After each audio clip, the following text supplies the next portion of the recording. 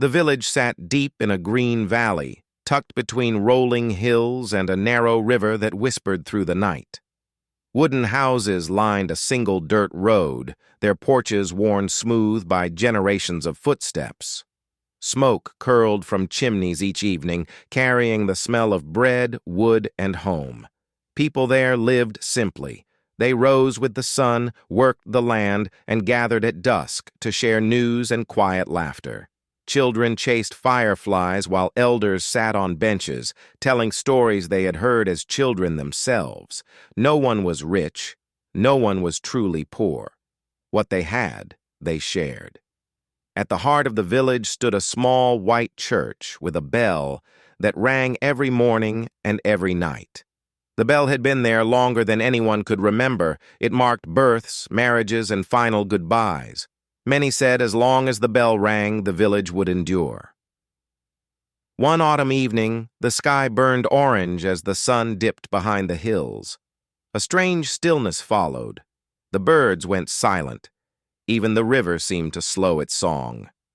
Old Samuel Crow, who had lived more years than most could count, paused on his porch and frowned. "This air feels wrong," he muttered. That night, the bell did not ring. People noticed, but no one panicked. Bells fail. Ropes snap. Morning would bring answers. But morning never came. When the sun rose over the valley, the road was empty. Doors stood open. Tables were set with half-eaten meals.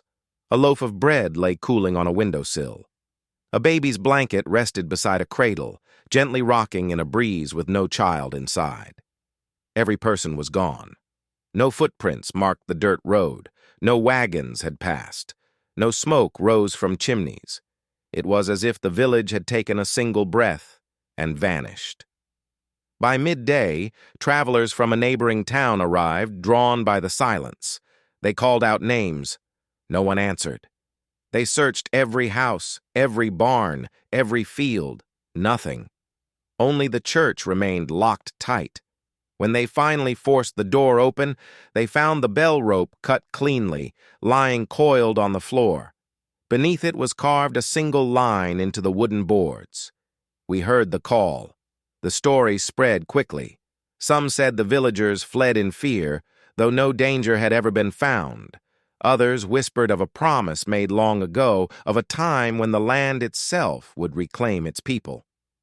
A few believed the village had been chosen, lifted away to someplace beyond pain and hunger. Years passed. The valley grew wild. Roofs collapsed. The road disappeared beneath grass and roots. Yet travelers claimed that on certain nights, when fog settled low and the moon hung pale, a bell could still be heard. Not loud, not clear, just a distant echo, ringing once, then fading into the hills. And those who heard it never stayed long. They said the sound carried a feeling too heavy to bear, like standing in a place that remembered people long after the world had forgotten them. Today, maps show nothing in that valley, just empty land and a winding river. But if you listen closely, some say the village is still there, waiting, just beyond sight, held together by stories, silence, and a bell that refuses to be forgotten.